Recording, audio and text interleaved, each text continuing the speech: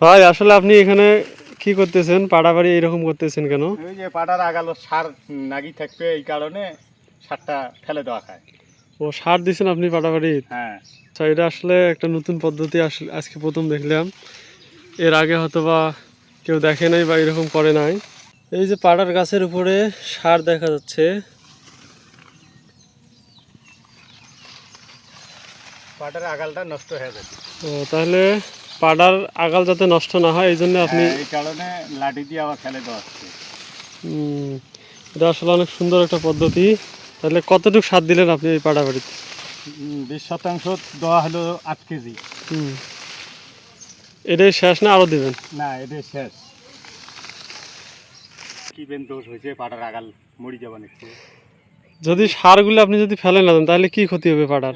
এই যে সারটা পড়ে নাই, হুম, এর অ্যাকশনটা এই আগাল থাকি যে নষ্ট হয়ে যাবে।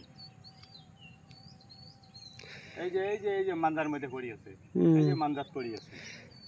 তাহলে হচ্ছে ওই সারটা যদি ফেলে না দেওয়া হয় তাহলে পাড়ার গাছ নষ্ট হয়ে যাবে। হ্যাঁ, পাটার আগাটা একবারে নষ্ট হয়ে যাবে। যারা আপনারা পাট আবাদ করতেছেন আপনারা এরকম সার দেওয়ার পর খেয়াল রাখবেন।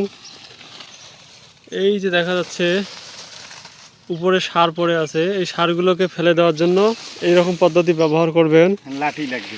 লাঠি দিয়ে, তাহলে আপনাদের পাট আর ক্ষতি হবে না। হ্যাঁ।